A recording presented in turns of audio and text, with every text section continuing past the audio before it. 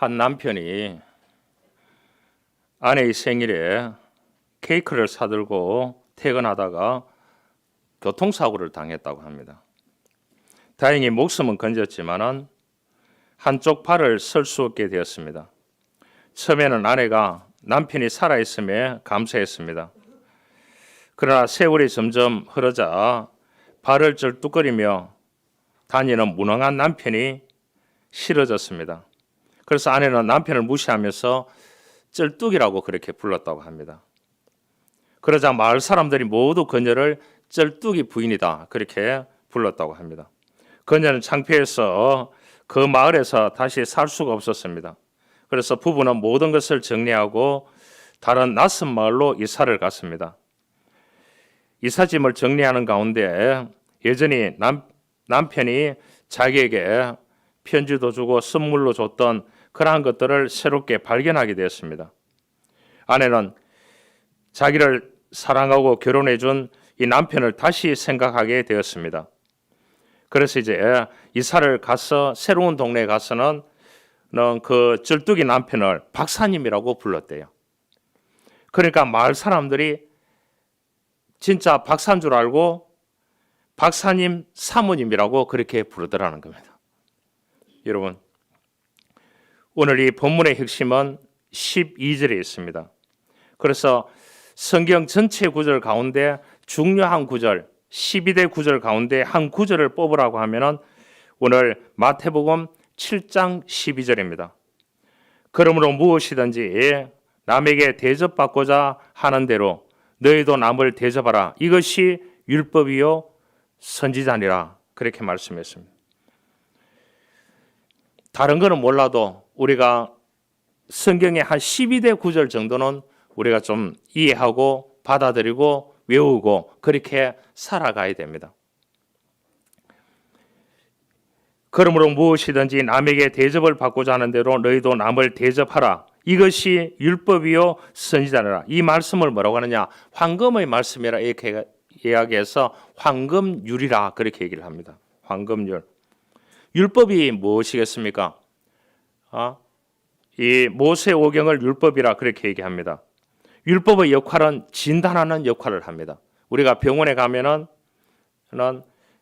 엑스레이를 찍지 않습니까? 엑스레이를 찍는 것이 쉽게 말하면 율법이요. 이 사람이 이렇구나 저렇구나 그렇게 해서 어떻게 치료할 거냐 이것을 율법이라고 합니다. 선지자는 뭡니까? 선포하는 겁니다. 하나님의 말씀을 대놓고 선포합니다.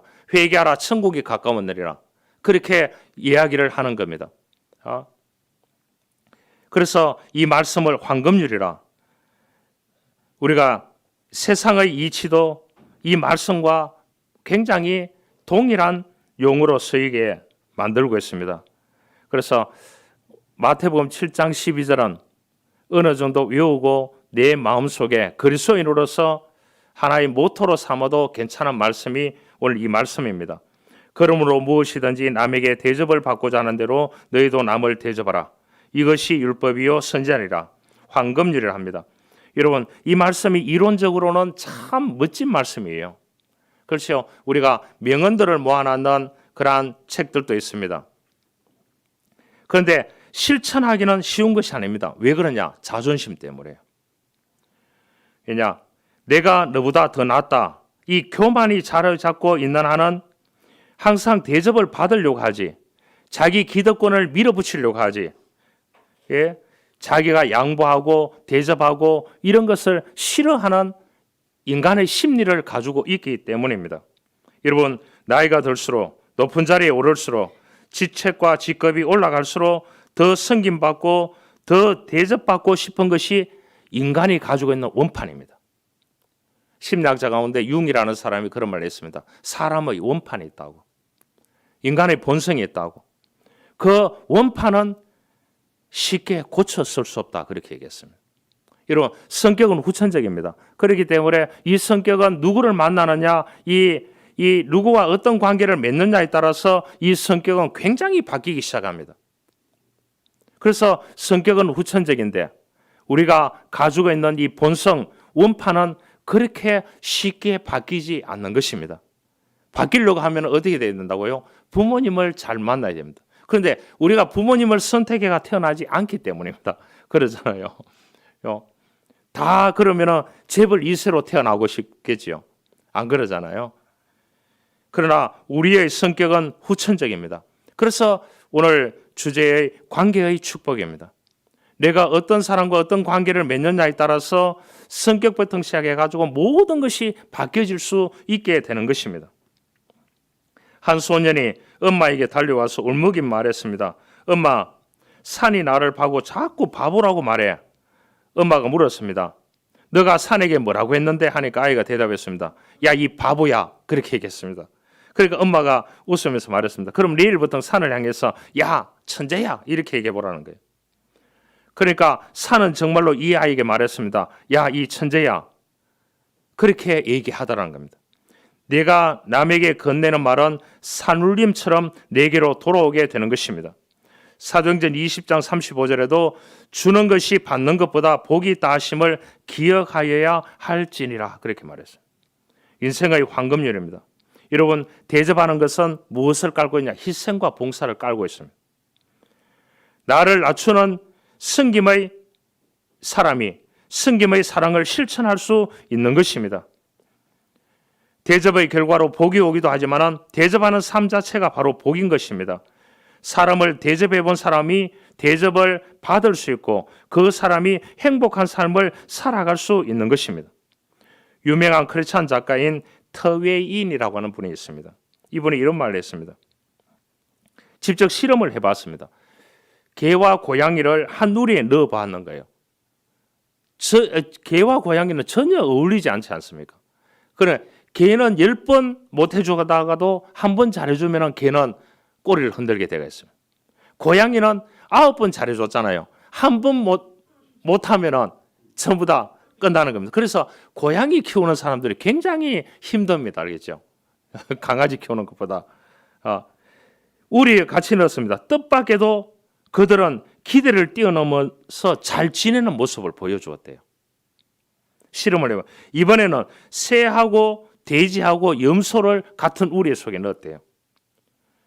여러분, 새하고 돼지하고 염소하고 맞을 것 같아요? 전혀 안 맞습니다. 그런데 얼마 가니까 이것도 맞더라는 거예요. 그래서 이 작가가 이번에는 이제 장로교 교인, 감리교 교인, 침례교 교인, 이 교인들을 한 울타리에 넣어가지고 생활하게끔 해봤다는 거예요. 그런데 끝내 하나가 안 되더래요. 뼈 있는 말입니다. 알겠죠? 동물들은 서로 엉켜서 잘 살아가는데 사람들은 왜 만나게 마음을 어르렁거리고 싸우려고 하는지 알 수가 없다는 겁니다. 인생의 최대 재원은 사람입니다. 사람을 얻으면 인생이 행복해질 수 있습니다. 그러나 사람을 잃으면 뭔가 허전합니다. 사람을 잃고서는 행복한 인생이 될 수 없습니다. 사람이 다가오지 않고서는 성공적인 인생을 살 수 없습니다. 좋은 관계를 맺는 것이야말로 아름다운 인생을 위해서 필수적인 과정인 것입니다. 그래서 예수님께서 오늘 제자들에게 하신 말씀이 그러므로 무엇이든지 남에게 대접을 받고자 하는 대로 너희도 남을 대접하라 그렇게 말했습니다. 여러분, 관계를 돈독히 하려고 하면 먼저 베푸는 삶을 살아야 됩니다. 그것이 소중한 재산입니다. 심리학자 가운데 에릭 프롬이라고 하는 사람이 있습니다. 이 사람이 썼는 사랑의 기술이라는 책이 전 세계적으로 베스트셀러가 되었습니다. 이분이 이런 말을 했습니다. 거기에서 핵심적인 가치가 뭐냐? 사랑도 만드는 기술이 필요하다 그랬어요. 사랑은 저절로 생겨나는 것이 아니라고 했어요. 관계도 그렇습니다. 만들어 가야 합니다. 좋은 관계는 그냥 유지되는 것이 아니고 만드는 기술이 필요합니다. 여러분, 그 위에 뛰어넘어서 가장 좋은 관계가 하나님과의 관계를 어떻게 설정하느냐? 하나님과의 관계 속에서는 우리가 무조건 순종해야 되는 것입니다. 하나님의 말씀의 뜻을 따라서 그 말씀대로 살려고 발부둥 치고 순종하고 그렇게 해야 되는 것입니다. 세상의 관계 속에서는 뭐가요? 양보와 타협이 전제되어야 하는 것입니다. 밀어붙인다고 되는 것이 아닙니다. 그래서 예수님께서 좋은 관계를 하기 위해서는 종의 마음을 가지라고 했습니다. 마태복음 20장 27절 28절에 말합니다. 너희 중에 누구든지 어뜸이 되고자 하는 자는 너희 종이 되어야 하리라. 인자가 온 것은 승김을 받으려 함이 아니라 오히려 섬기려 하고 자기 목숨을 많은 사람의 대속물로 주려 함이니라 그렇게 얘기했어요. 많은 선교사들이 한국 땅에 와서 양화진에 묻혔습니다. 그 양화진에 가보면은 4대째 묻혀있는 외국 선교사 1리터 금수저 가문들이 있습니다. 또 한국 선교사들이 외국에 가서 거기에 2대째 묻혀있는 묘지들도 많이 있습니다. 누구 때문에요? 하나님과의 관계, 예수 그리스도의 관계, 성령 하나님과의 삼위일체 하나님과의 관계성 속에서 이 복음을 위해서, 십자가를 위해서 그곳에서 인생을 바쳤는 많은 분들이 있습니다. 여러분, 이 땅이 너무 좋습니다. 알겠죠? 그렇죠? 그렇기 때문에 이 땅에서 십자가를 지고 고통 가운데 살다가 고통 가운데 죽으려고 하는 사람이 없다는 것이야. 복음을 남기고 내가 희생하고 죽으려고 하는 사람이 있겠느냐 말입니다. 저는 어릴 때 그렇게 신앙생활을 배웠습니다. 그렇게 했습니다. 그런 마음은 지금도 변치 않습니다. 믿음의 선조들은 이 땅에서 고향을 그리워하고 또 이 땅에서 잘 먹고 잘 살고 이런 것을 하지 않았습니다. 억지로라도 그들은 수도원에 가서 금식하고 그들은 집에서도 검소하게 살고 어떻게 하면 복음을 위해서 모든 것을 내려놓고 그렇게 살다가 비참하게 순교당했는 것이 믿음의 선조들입니다. 그러니까 하나님의 영광이, 하늘나라의 영광이 그들에게 있는 것입니다. 우리가 이 땅에 살아봤자 7, 80이라고 성경은 말했습니다. 성경대로 딱 맞는 겁니다. 그러잖아요. 강건해야 80이다. 그 80이 지나서는 뭡니까? 병상에 있다가 거의 다 죽어가야 되는 거예요.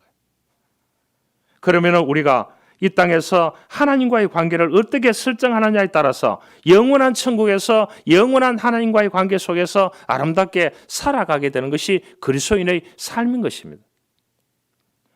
우리가 좀 더 높은 차원의 관계로 믿음의 방법으로 성경적인 방법으로 관계를 설정한다면 어떻게 보면 이 땅에서도 좀 부족하게 살지만 요거도 먹고 살지만 행복한 인생을 살아가게 되는 것입니다.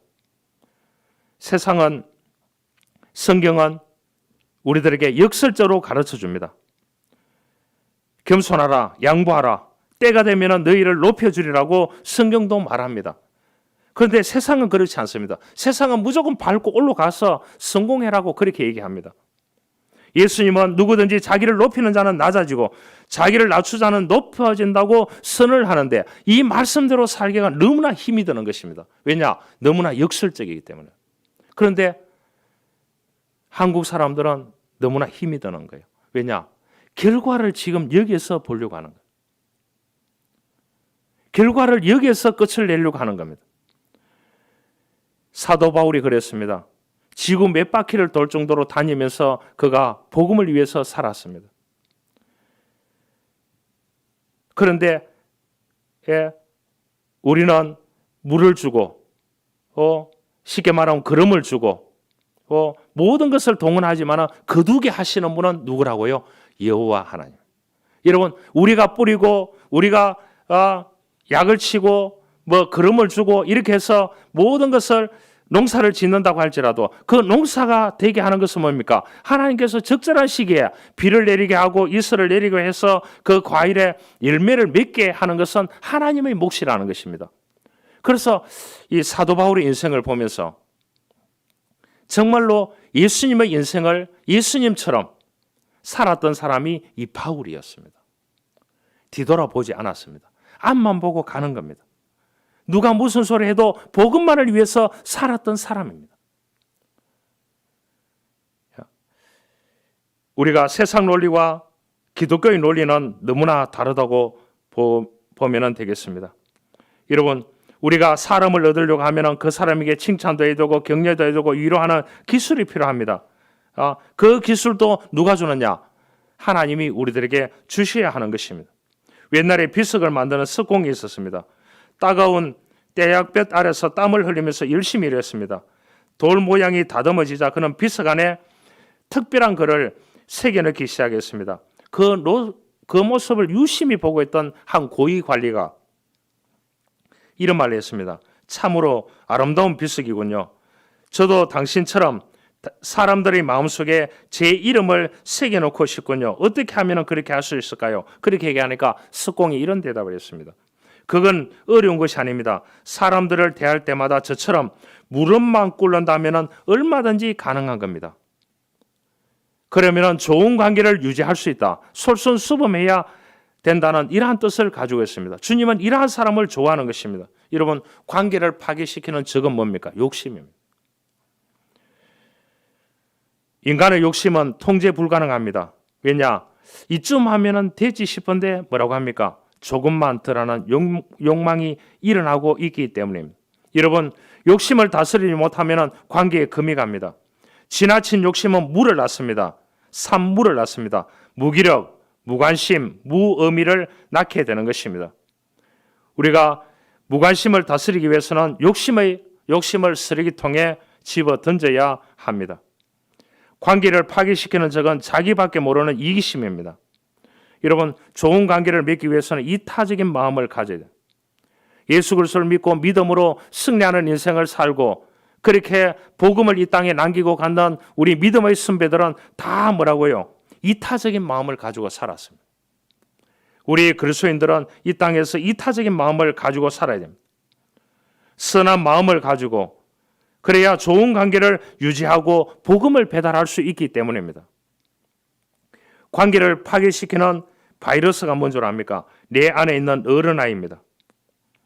주변을 둘러보면 어린아이가 많이 있습니다. 나이는 먹었지만 그 아이 때 문제되는 해결을 문제 못했기 때문에 어른이 되어도 그 버릇이 그대로 있는 어른들이 너무나 많이 있습니다. 그것을 들고 교회에, 그것을 들고 사회에, 그것을 들고 가정을 일구고 그것을 들고 자기 삶을 살아가니까 수많은 관계들이 깨질 수밖에 없는 것입니다. 최근 사회의 트렌드를 보면 나홀로족이 너무나 많습니다. 사람들은 벌어서 자기 혼자 먹고 사는데 집중하고 있습니다.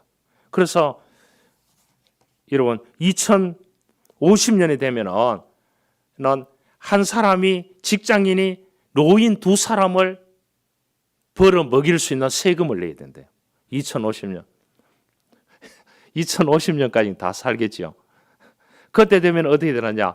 우리 후손들이 한 명이 직장에 갔다 하면 직장에 가서 한 달에 500만 원 번다 하면 250만 원 정도를 세금으로 내놔야 된다는 거예요. 이런 현실이 다가오고 있다는 거예요. 누구 때문에요? 은둔형 외톨이족들 때문에. 요즘 결혼하려고 하는 사람이 없습니다. 다 은둔형 외톨이족들입니다. 그래서 자기만을 지고 자기만을 누리고 이렇게 살려고 하는 것입니다. 우리 세대의 부모들은 뭡니까? 자식들을 경상도 말로 하면 새 빠지게 해가지고 후원해주고 이거 이사하면 또 뭡니까? 그 이삿짐 들고 가가지고 허리 아픈데도 불구하고 아프다 소리를 못하고 다 애가 합니다. 이삿짐 센터 하면 또 뭡니까? 돈까지 부모가 벌어놓은 돈까지 다 줘야 됩니다. 간쓸게 다 빼줘야 됩니다. 그런데 좀 거동이 불편하고 오래 산다 하면 자식이 싫어합니다. 마음속에 내가 오래 살고 싶더라도 자식에게 내색하지 마시길 바랍니다. 오래 살고 싶다면 자식에게 동의를 받으시길 바랍니다. 엄마 아빠가 좀 더 살아도 되겠느냐고. 전제 조건이 있습니다. 거동이 불편하면 시설에 가겠다는 약속을 해야 됩니다. 그래야 부모들이 오래 살아도 된다고 얘기를 할 거예요. 은둔형 외톨이족들이 너무나 다른 사람의 구애를 받지 않고 자유를 누리려고 합니다. 예수님을 만났던 사마리아 수가성의 여인이 있습니다. 사회적인 네트워크였습니다. 5 남자를 만났지만 행복을 찾을 수 없었습니다. 그 과정에서 몸과 마음이 만신창이가 됐습니다. 그녀는 사람들 앞에서 나가기를 두려워했습니다. 대인기피증. 그러나 예수님을 만났습니다. 예수님을 만나서 대화함을 통해서 예수님을 받아들이고 구원받고 새로운 정체성을 가지고 치유받고 새로운 인생으로 살아가게 됩니다. 그래서 많은 사람들에게 내가 메시아를 만났다. 예수 그리스도의 복음을 위해서 살았던 위대한 여성이었습니다. 인생의 새로운 문이 열린 것입니다. 미국 워싱턴대의 심리학과 교수인 게이츠라는 교수가 있습니다. 이 사람이 실험했는 책 가운데 분노의 침전물이라고 하는 것이 있습니다. 사람이 화가 나는 침을 이렇게 뱉어가지고 쥐에게 먹이니까 그 쥐가 며칠 있다가 죽어버리더라고요. 사람이 웃는 행복한 얼굴에 침을 갖다가 그를 이제 쥐에게 주니까 쥐가 웃으면서 행복하게 살더라는 거예요. 여러분, 우리가 사람을 얻으려고 하면은 마음을 다치지 않도록 조심해야 된다는 것입니다. 그런데 이 땅에서 사람의 관계보다 하나님과의 관계가 돈독해야 되는 것입니다. 사람의 관계는 너무나 힘이 듭니다. 그렇죠? 너무나 힘이 듭니다. 왜냐? 사람의 마음이 매일 움직이기 때문에 그렇습니다. 오늘날 여기 마음에 가 있다가 내일 자고 일어나면 이쪽 마음에 가고 이쪽 마음이 가고, 그런데 우리가 하나님께 마음을 주고 하나님과의 관계 속에서 살아가면 하나님은 변치 않으시는 분이에요. 오늘 그래서 성경 말합니다. 구하라. 뭐라고 했습니까? 그리하면 너희에게 주실 것이요 찾아라. 그리하면 찾아낼 것이라고 그렇게 했어요. 이것을 믿고 우리는 살아가야 되는 것입니다. 홍수가 나서 냇가에 물이 불었습니다. 홍수에 2개의 항아리가 떠내려가고 있었습니다. 하나는 사기로 된 항아리였고 다른 하나는 노새로 된 항아리였습니다. 노새 항아리가 사기 항아리에게 말했습니다. 자네가 내 곁에 딱 붙어가지고 길동무가 되어준다고 하면은 내가 자네를 지켜주겠네. 그렇게 얘기했습니다. 그러니까 이 사기 항아리가 기절했습니다. 그럼 말했습니다. 자네의 제안은 참으로 고맙네. 하지만 그것이야말로 바로 내가 가장 두려워하는 것일세. 자네가 떨어져 있어 주기만 하면은 나는 무사히 하루 쪽으로 흘러가서 살아남을 수 있다네. 그런데 만약 우리 둘이 붙어 있어서 서로 부딪히기로 한다면 나는 틀림없이 지독한 변을 당하고 말 것이세. 그렇게 얘기했어요. 여러분, 혹 뭐가 나지 않았습니까? 우리 자신을 돌아보기를 원합니다.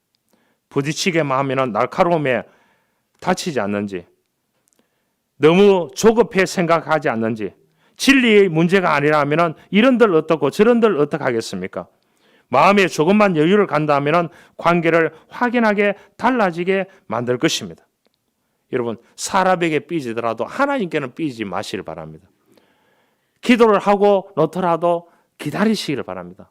그래서 예수님께서 하시는 말씀이 농부처럼 그렇게 했습니다. 여러분, 농부가 어떠냐? 씨앗을 뿌리고 약을 치고 거름을 주고 계속해서 기다리게 만드는 거예요. 그래서 예수님께서 농부의 비유를 든 이유가 거기에 있습니다. 여러분, 비바람이 열매 맺을 때 비바람 한번 쳐버리면 어떻게 된다고요? 사과 농사라든지 배 농사라든지 과일 농사들은 한 방에 가버리는 겁니다.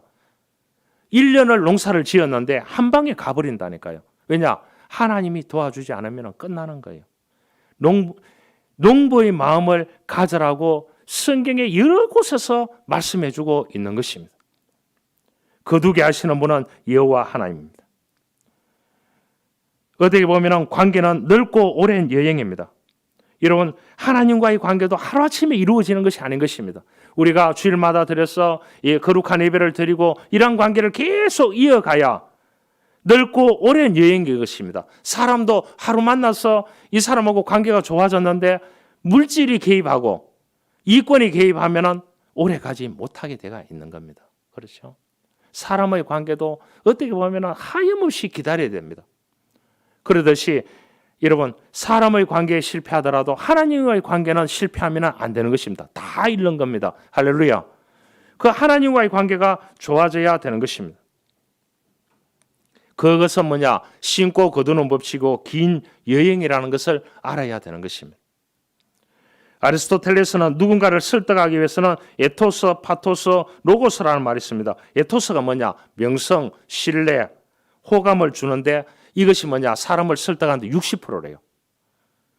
에토스라는 말이.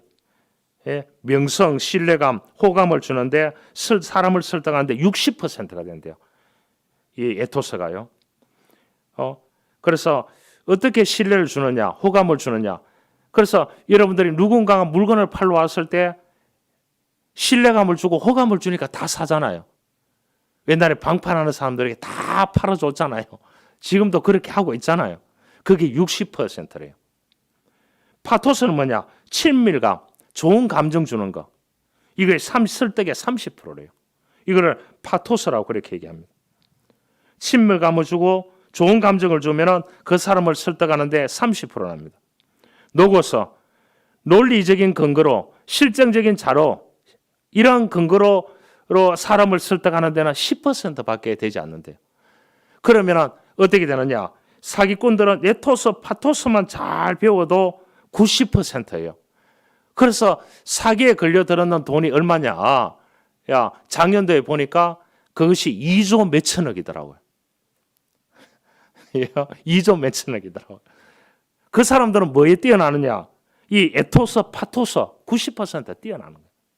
이 사람들에게 신뢰감 주고 단기적인 호감을 주고 이 사람들에게 친밀감, 감정을 줘가지고 이 90%로 끌어다니는 겁니다. 로고스는 10%밖에 되지 않는다. 우리는 다른 사람에게 악을 심지 말아야 됩니다. 미움보다 사랑의 버튼을 눌러야 됩니다. 그것은 내 힘으로 부족합니다. 하나님께 구해야 되는 것입니다. 구하라 그래야면 너에게 주실 것이요 찾아라 그래야면 찾아낼 것이요 문을 두드리라 그래야면 너에게 열릴 것이니 구하는 이마다 받을 것이요 찾는 이는 찾아낼 것이라고 그렇게 성경은 우리들에게 말씀해 주고 있는 것입니다. 기도 한 번 하고 끝나는 것이 아닙니다. 예배 한 번 하고 끝나는 것이 아닙니다. 우리는 이 그리스도인으로서 하나님과의 관계는 긴 여행입니다. 사람과의 관계도 아름다운 관계를 맺으려고 하면 때로는 참고 인내하고 긴 여행인 것입니다. 하루아침에 모든 것을 얻으려고 하면 어떻게 된다고요? 에토스, 파토스의 기술을 배우는 사기꾼들에게 다 당할 수밖에 없는 겁니다. 그래서 예수님께서는 오늘 말씀합니다. 남에게 대접을 받고자 하는 대로 너희도 남을 대접하라. 우리는 생각해야 됩니다. 먼저 하나님을 기쁘시게 해야 됩니다. 깨어진 관계는 얼마든지 회복할 수 있다고 말씀해주고 있는 것입니다. 이런 이야기가 있습니다. 1876년 어느 날, 오래된 이야기죠. 영국의 낯선 집시촌에 미국인 두 사람을 태운 마차가 흙먼지를 날리면서 도착했습니다. 거기에서 내린 사람은 미국의 유명한 무디 목사였습니다. 이 사람이 전 세계를 달리면서 집회에서 어두운 가운데서 빛으로 돌아가게 하는 복음을 배달하는 구두닦이였습니다. 찬양 사역자인 생키라고 하는 사람이 있었습니다. 무디 목사가 가서 복음을 전하는 곳에는 이 찬양 사역자 생키라는 유명한 사람이 있었습니다.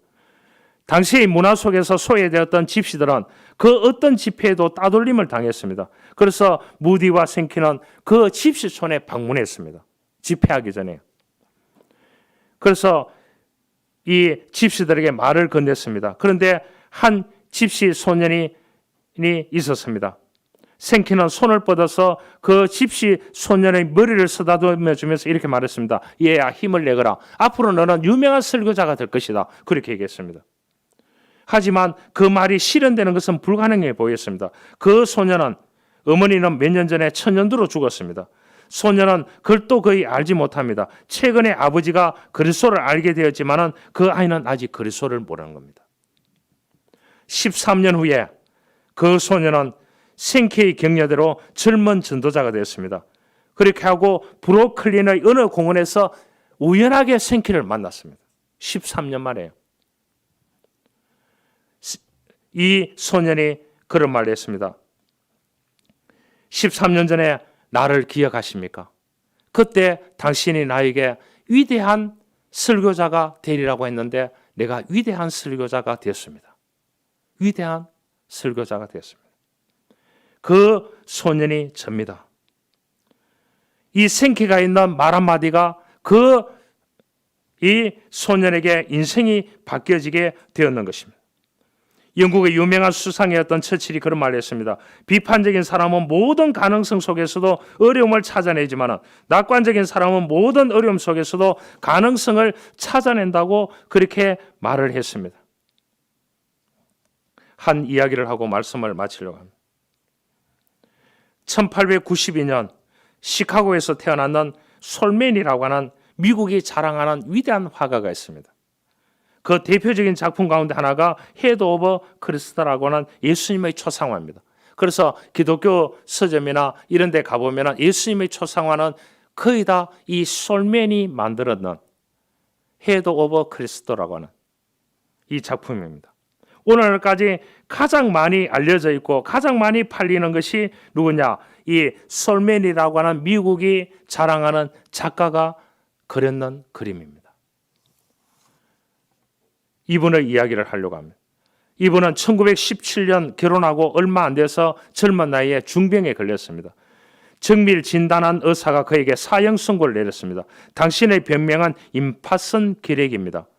그러니까 지금은 임파선 결핵이 그렇게 큰 병이 아닌지 몰라도 그 당시에는 1917년이니까요.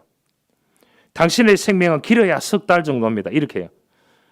이제 젊은 나이에 결혼했는데 청천벽력 같은 통고를 받았습니다. 이 말을 들은 솔맨의 마음에는 심각한 절망이 찾아왔습니다. 그때 유명한 가수였던 그 아내는 임신 중이었습니다. 그래서 솔맨은 아내에게 더욱 미안한 마음을 갖게 되었습니다. 금방 태어날 아이를 생각하면서 잠을 잘 수 없을 만큼 심각하게 괴로웠습니다. 그래서 괴로워하고 절망 가운데 빠져서 실험하고 있을 때 그 아내가 그를 위로하며 말했습니다. 여보, 3개월밖에 못 산다고 생각하지 말고 하나님이 3개월을 선물로 주셨다고 생각하고 감사하며 사십시다.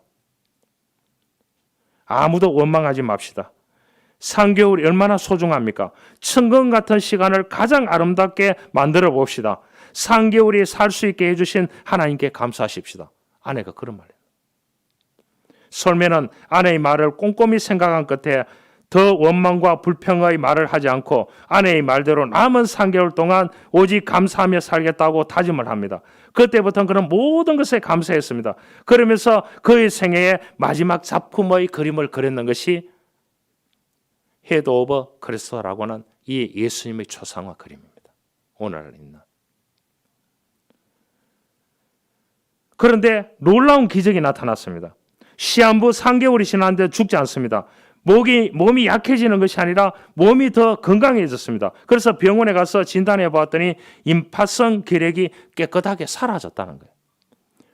그래서 담당 의사가 놀라가지고 물어봤습니다. 무슨 약을 별도로 먹었습니까? 다른 약은 굳이 먹은 게 없고 굳이 약이라고 한다면 아내가 주는 감사하는 약을 먹었을 뿐입니다. 이렇게 얘기했대요. 주치의는 손을 뻗으면서 뭐라고 했느냐? 손을 잡아주면서 그게 명약입니다. 그렇게. 여러분, 여러분의 관계를 하나님이 만들게 해야 됩니다. 하나님의 지혜를 구해야 됩니다.